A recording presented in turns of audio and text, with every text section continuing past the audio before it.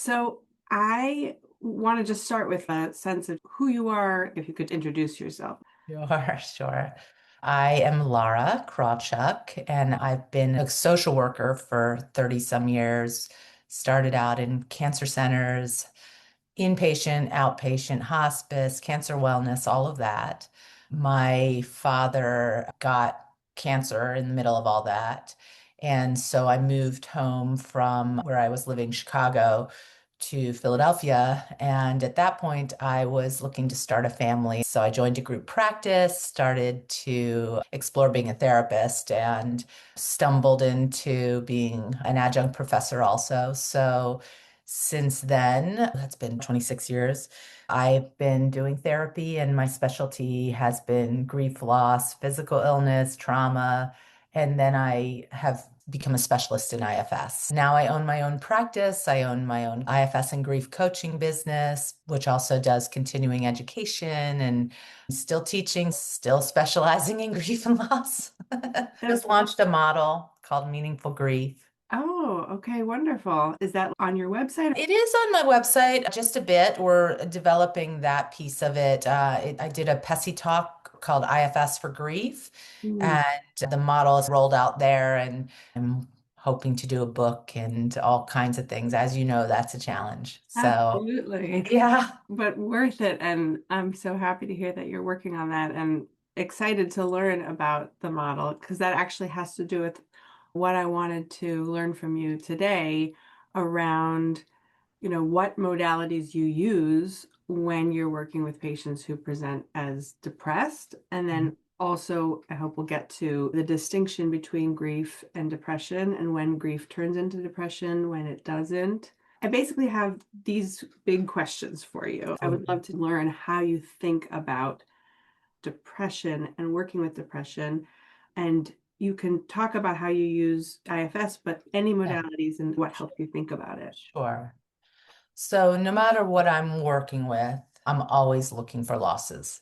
And so, broadly thinking about depression as potentially having roots in grief and loss, whether that's loss of the childhood they should have had because of lost attachment opportunities or abuse, which I think all trauma is loss, and not all loss is traumatic, Hmm.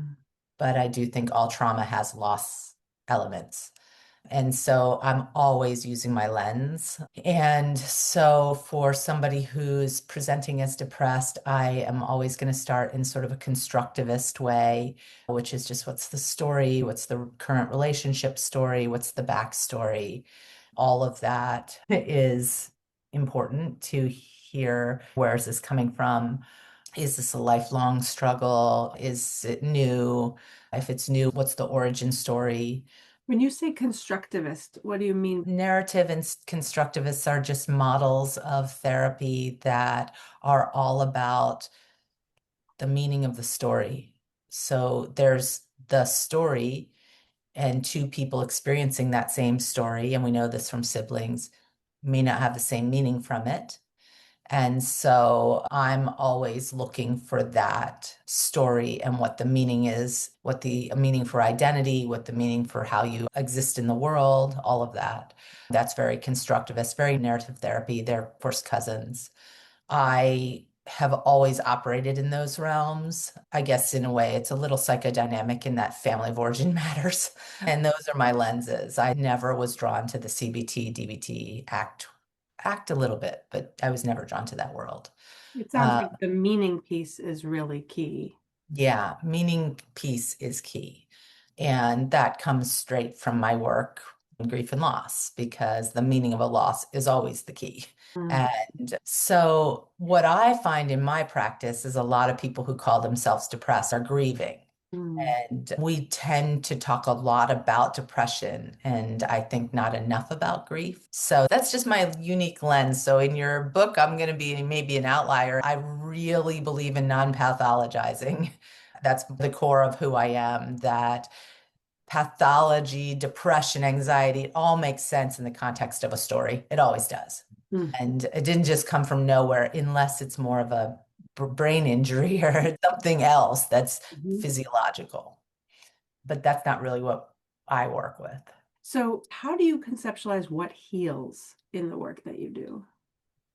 What heals is a combination of understanding your own story, naming it, validating it, lending compassion to all the parts of you that are activated by what's happening in the present or the past. And and by the past, that could be your past, or that could be your legacy past, your culture story, which passes through the generations in epigenetic ways, and we know that. So I'm looking at all of that, looking at where the seeds of depression or grief were sort of sprinkled.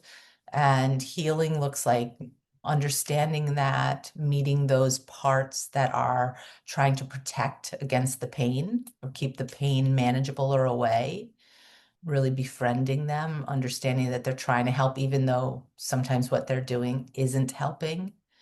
And so the initial healing that I think takes a really long time, no matter what model you're taking, is just building that understanding and understanding all the stories. And then I move towards an IFS lens, which is befriending protector parts, and then ultimately getting to the parts that are frozen in pain in some way, which are often young. They're called exiles, or sometimes they're created by a great loss that's happening in the now. So I'm ultimately working with those parts. I call them tender parts or grief parts that are holding the pain of something major. And when they don't have to be exiled, then you don't have to do all the behaviors to keep them away. There can be enormous healing in that. They're just welcome. All grief parts, welcome. All Hmm. sad parts, welcome. And is there something specific that you think is the thing that is doing the healing or how the healing is happening in the person? I guess I believe that there's a true self, that there's something called self energy. For me personally, I conceptualize it as all the goodness and wisdom of the universe across time. So for different people, this is an important piece if you're working with IFS. What that energy is varies. For me, it has Mother Nature energy and ancestral energy and just general healing energy, spiritual energy. I don't feel the need personally to name that spiritual energy, but many people do. So, whatever that is, we're born with it. It can't be broken. It doesn't get harmed by the bad things that happens to us. It's sort of bigger than us. So I find IFS to be a pretty existential model in all the best ways of that word. Some people consider it spiritual, some people don't. They think energy is energy. It doesn't matter to me how people conceptualize it, but I do believe that there is something inside of us that we can lean into that lends infinite amounts of compassion and curiosity and is calm and can navigate, brings clarity to a storm. That's enormously helpful to both my grieving clients, my depressed clients, my trauma clients. So I don't think you can do IFS if you don't really believe in it. I Hmm. don't think you can fake it for very long.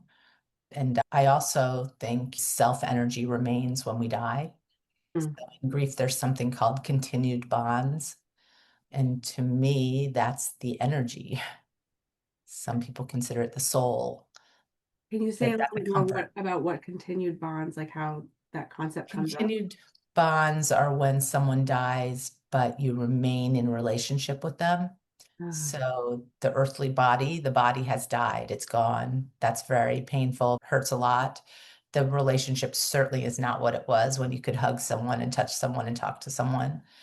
But if you work long enough in the grief and loss world, people sense their loved ones. They feel a connection in some way that feels not just imagined or in your head, but literal.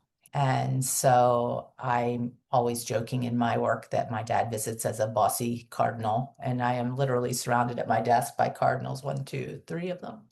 And sometimes when I'm talking about it, the cardinal will show up. I don't think every cardinal is my dad, but I believe self energy can inhabit whatever it wants. It's energy. So, for whatever reason, rainbows, cardinals, butterflies.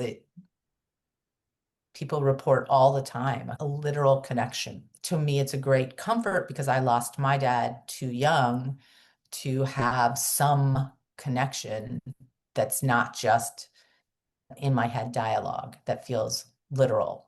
Mm-hmm. And to be clear, I didn't believe any of this before I started working in grief and loss. And Mm, I guess lucky for me, I'd worked in it long enough to have these beliefs a little bit formed before I lost my person. mm. So So, having that framework helped you in the yeah, grieving process. yes. If people feel that continued bond is angels, that's fine. Like it's all going to be informed by your belief system, but there's some essence that remains. Healing to me is developing greater self-leadership in the face of pain and not fearing the pain, not exiling the pain. I think a lot of depression is exiled pain.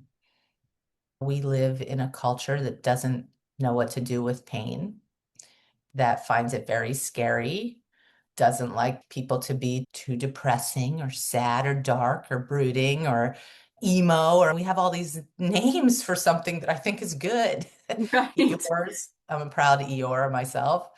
And instead of just loving those of us who lead in that way, we're pushed, like in the movie Inside Out, to be happiness and joy all the time. And some of us aren't wired that way. And some of us have really good reasons to be, either in our history or our cultural history. And I just think that we as a culture very early teach people not, don't cry, boys don't cry. I will never forgive SpongeBob because my 5-year-old, he'd lost his grandfather, my favorite person, when he was 2.5, and his mother was a wreck. And the one thing I thought is I'm just going to teach these two boys that I have that crying is fine, that feeling your emotions is great, and that boys do cry. And so we had a whole policy about if someone's crying, you just give them a hug and you just, put a hand on their cheek, and then 5 minutes later they'll feel better or they won't, and you'll just let them be sad. And so we were doing great with that. And my 5-year-old came home and said, Mom, you lie. And I was like, what? You lied to me. Oh, okay, Alex, what's up? Boys do not cry. I'm like, I'm on the phone with the school. What are you teaching my kid? No, no, it wasn't school, Mom. Which friend said that to you? No, Mom, it wasn't that. Well, then, I mean, who said it? SpongeBob.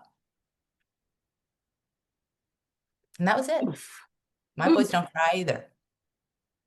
I see them pack away pain, disappointments. There's something messed up about that. Yeah. We're not living in a healthy culture. Maybe it's a Mm-hmm. piece of it, right? All our pain turns to anger. Mm-hmm. Unmetabolized pain will turn to something. Anger, anxiety, overeating, overexercising. Like it's got to go somewhere.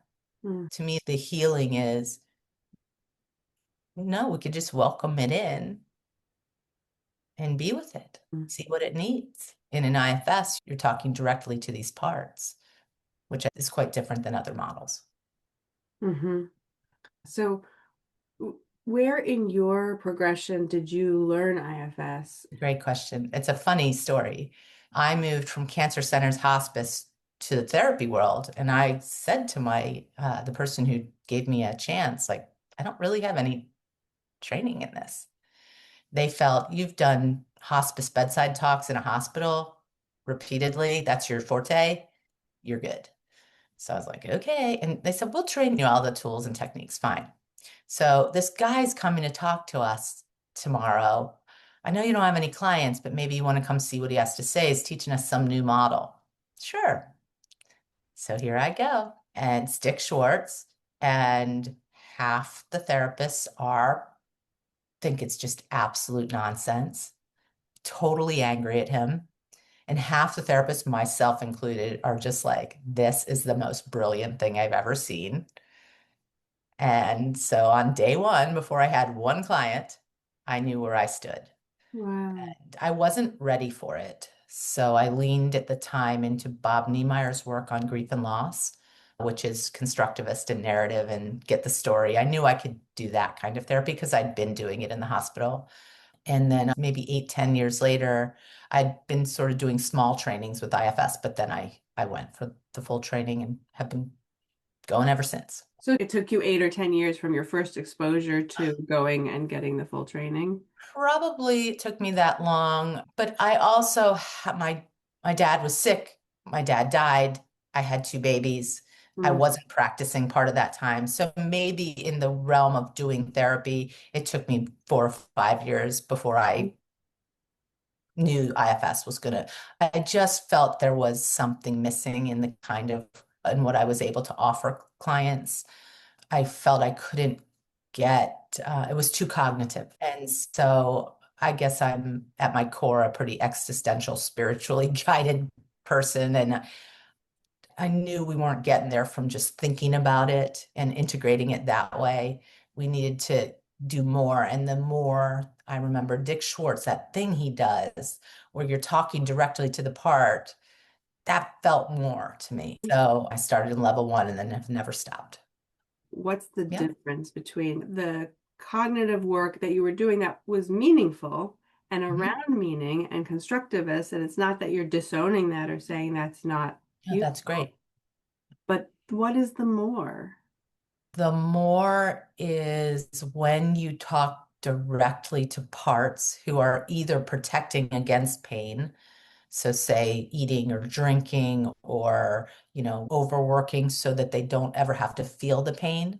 When you befriend that, and then that softens back, and you can get to the part that's holding whatever the pain is, wherever that comes from, and you're talking directly to it from true self, that's much more than speaking to it from a cognitive part who's trying to understand the story, but it still just is a part with kind of a goal of keeping it contained, not welcoming it. Hmm. It's scary to look at great pain from the parts, but true self doesn't get scared by that. Here, come. Let me hear more. Let me understand. Let me understand the worst part. So, as I said, it's hard to fake that there's a true self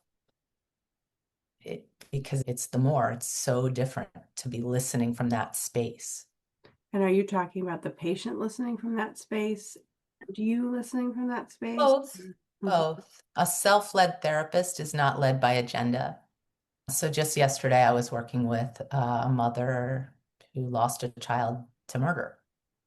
Mm. And our parts want this person to feel better. Our parts want her to do X, Y, Z, feel better in every way. And she doesn't feel better.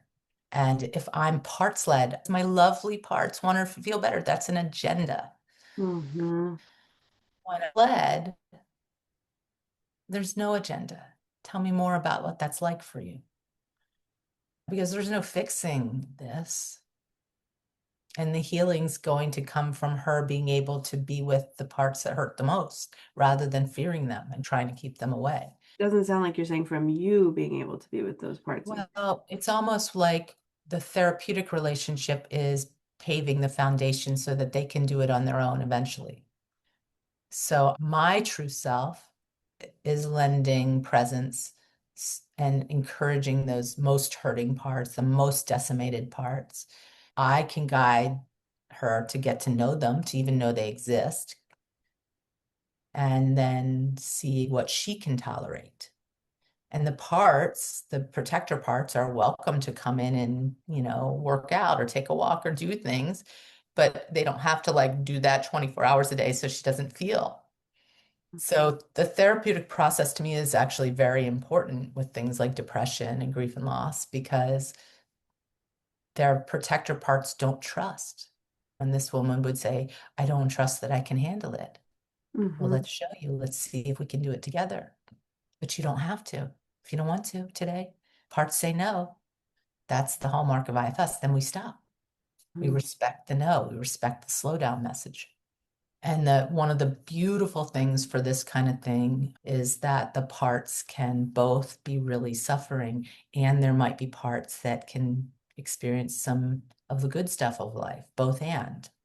So part of my model is that we can really radically welcome the toughest stuff, but then we can hold the both end of it. Like it's the worst thing ever. And also I can enjoy my other child or see a beautiful flower and see the beauty in that. Like it doesn't have to be either or.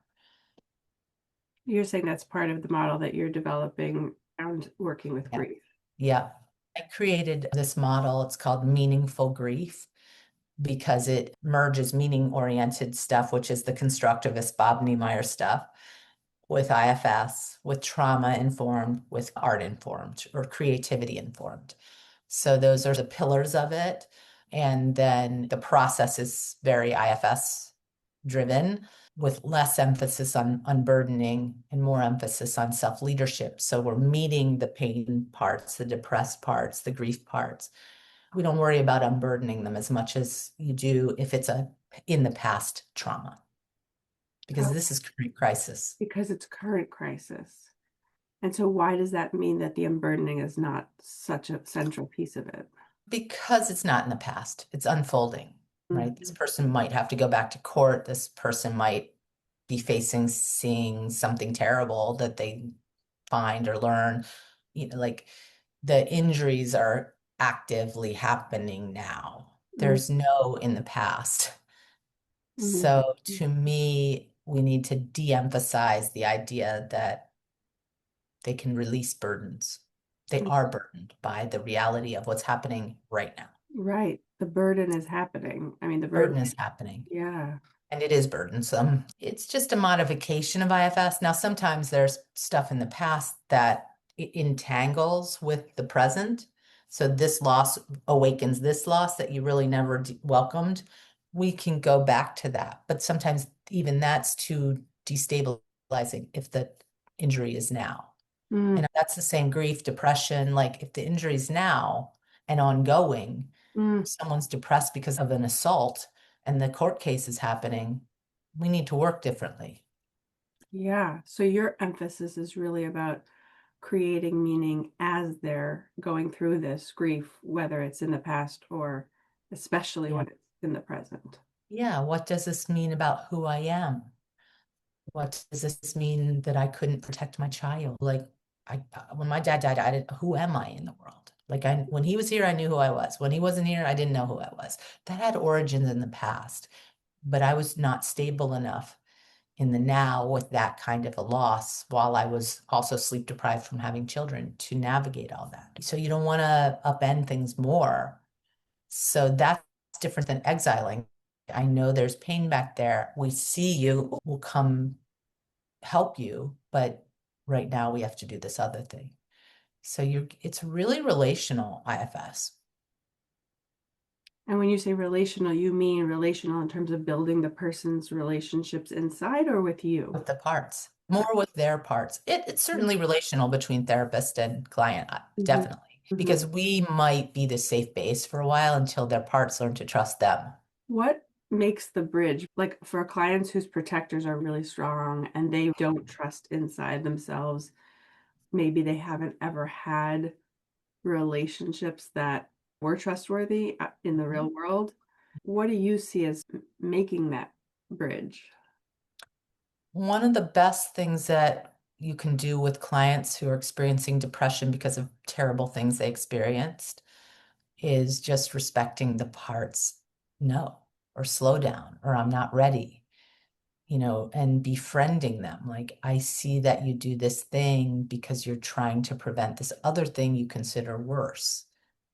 So many parts do extreme things, say they cut because they're trying to either help their person feel something, they're combating numbness, or they're trying to cause physical pain so that the excruciating emotional pain is kept away, right? Exiled. And so if the protector part's not willing to step back and let you go to the original pain, if you will, the young part, then you befriend it. Right? So how does that work? When do you do this? Why do you do it when you do it? Do you work with other parts? Do you ever power down? or you're always hulked out. Because when you're hulked out, I call it hulked out, you're no one can reason with you, and sometimes you break things. Mm, Do you know that about yourself? Yes. How do you feel about that? I'm ashamed of it. I'm not trying to ask you to feel shame. I just trying to understand how it works. Do mm, you know true self could help the one that carries the pain so it wouldn't be so scary? Do you know that? No. Do you trust that? No. Okay, then mhm, I'm backing off that idea. It's that mhm. respectful relationship. Can that take years to Yeah. work through? Yeah. Yeah. If trust has been violated, especially if it's repeatedly in the past, when you're developing the capacity to trust when you're young, yes, it could take years. So I Mhm, think one of the mistakes that people who are not well enough trained in IFS or who are learning on the internet and things like that, which are great, but not enough, mhm, is they rush to exile. And if, like any other relationship, if somebody says no and you rush past them and do it again anyway, mm, you've just ruptured trust big time and you can cause harm. mhm, mm. They're likely to double down on whatever it is they do to protect. Part of the healing is that deeply building trust. That seems really key. You mentioned a couple different times like that you feel like IFS is an existential therapy, Yeah, and I haven't heard other people talk about it that way. But when yeah, you said that after you lost your dad, you were kind of like, who am I without my dad? And a client like, how is it that I couldn't protect my child? Those yeah, are existential questions. yeah. So tell me how you work directly with existential questions. And we'll try to identify who's the part with the big questions. And then I will ask the traditional IFS questions like, how are you feeling towards the part that has those questions? And if the answer is annoyed or disgusted or what a loser, then it's a part that doesn't want to go to those existential pain. But if the answer is, I feel warmth, I feel curious, I want to hear more, there's a softening in their affect, then I'm thinking we might be listening from true self. If they can't listen from true self, would it be okay if I offered that? 'Cause I'm interested, I'm curious, I'm feeling open. Would you like to borrow that? Because sometimes that's necessary for Mm, just a few minutes. And then we stop. Let's talk about the weather or do something else. Like you have to oscillate. And when you do that, the parts start to realize, oh, I could handle 5 minutes of talking about it as long as we don't do it all day. Some parts don't believe you can close the doors once you've opened them. So it sounds like what you're describing there is a kind of graduated exposure Yeah. to talking about difficult and painful things. I think in many ways, there's so many overlaps with all kinds of therapy. And EMDR is great, right? I think I do the same thing using IFS. I tried many times to get excited about EMDR. It just doesn't suit me. It's too regimented for me. I'm much more of an artist. I like to use that. I read energy really a lot. So like we just we do exposure and then we stop and then we talk about something else and we're always listening to the parts and they guide us to what the client can handle. To me, that's really all I need is IFS mixed with the creativity. So we do a lot of externalizing techniques I get that from narrative therapy, where if the parts are like right here, I guess Hmm? this is also ACT, you can't do much with them. But if they'll back up and let you really open your heart towards them, then your perspective shifts and Mm, more is possible. So we do that with parts cards and collages, and that's an externalizing tool from narrative therapy, or I forget what they call it in ACT, but ACT does it too, right? yep. But the difference is, I believe we're listening from true self. And when we're listening from a part, we're stopping because that's Mm, not that's going to cause a polarization. So mm. that the framework of IFS with the parts is what's radically different. But some of the things we do are done in many, many models. All models welcome in my book. When you're working with somebody who's going through a now loss, Yeah. do you ever feel like you are actively preventing depression? Yes, absolutely. So I do think in the grief and loss world that the stages of grief have done a disservice to grievers. They've helped many grievers. They're not empirically sound.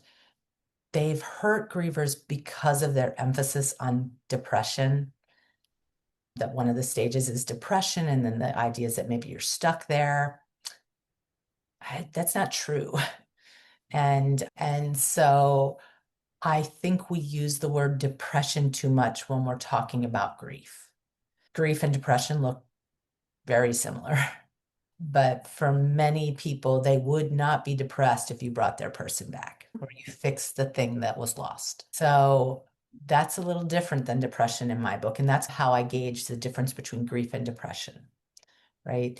Grief has an origin story. And if you solved it, the person would not be depressed. Mm, That's grief. Depression is often trauma, and it also is often more diffuse, mm, right? And there's not one thing that could be done to solve for it. So that's sort of, at least in my practice, because I get asked a lot, how do I know if I'm depressed versus grieving? So I had to tease that out a little more maybe than other people do. So I do think that when we're working with parts, we're preventing depression. Said differently, we're preventing exiling of tough things that then looks like depression, could be right, diagnosed as depression. exactly. Or we're preventing one type of depression that comes from exiling pain Yeah. feelings. We use the words depression and anxiety a lot in our society, and we tie them to a diagnosis. I'm anti-diagnosis for the most part. I do think sometimes diagnosis helps guide medication choices and things that are needed. I just think we overdiagnose so much. Mm, And I disagree with that. And certainly for my grieving clients, like giving them an antidepressant isn't going to solve the grief. hmm And we know that. Does it slow down the grieving process sometimes in a bad way? I can. Yeah, especially if you start giving them the benzos and the Papa Xanax when you feel too anxious. Like, no, Mm, that's not solving grief. Learning to be with that. This is the healing, right? Understanding what the anxiety is about, what the depression is about. mm, What's that origin story of that part, that depressed part? mm, There's a story to why, what the hardest thing is, like what that part carries. We over medicate.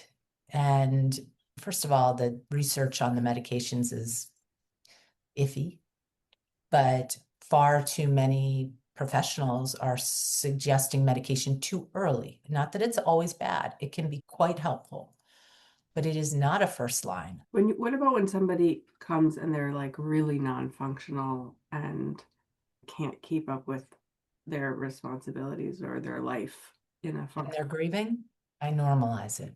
Yeah, you and me both, right? Okay, so are there things that can be done to bolster up your outside helpers? Are there things you can do to take things off your plate? Now, many people cannot. They cannot slow down. Can we welcome those parts that put you on autopilot and then understand that on the weekends you don't leave bed because you need to catch up on grieving? Like, if we normalize that, like, yeah, when you lose your, I say your top five people, one of your top fives, you might not be that functional. And so, do I think that's depression? I think that's you've been knocked flat by grief. Does it look like depression? Could we check all the boxes in the DSM? Yeah. Would that be helpful to you? Would that be meaningful to you? If it's a yes, then okay. Like most of my clients are like, no, I don't need a mental illness diagnosis on top of my grief. Thanks. And so, okay, then tell me more about that. Why not? Because that dishonors what I'm feeling. Okay. I'm not going to give you one. It's just that just really we're trying to help people without pathologizing them. If they're non-functioning and they are having 10 panic attacks a day and they can't work, I'm not against medication. I just don't think it is the answer. Is there anything else that we haven't covered that you feel would be important or helpful for this conversation? I guess the thing that I always like to talk about is that we helpers matter too. that listening to people's stories who are depressed, who are grieving, who have trauma is an enormous weight. And it is good for us to take care of ourselves, to put boundaries, to take breaks, to stand up for our rights to be paid what we're worth, to stand up for our rights not to see 30 trauma patients in 1 week, which is routinely happening. The it's a tough world out there. Going from this much 8 hours of trauma work and turning on news, turning on social media, like whatever works for us. There's a guy in the IFS community, Tom Holmes, who says you can't do the trauma work if you don't have joy. Mm-hmm. And I was like, right. Forgot that for a while. Okay, let's plan a trip because Really, I was not really, doing it. yeah.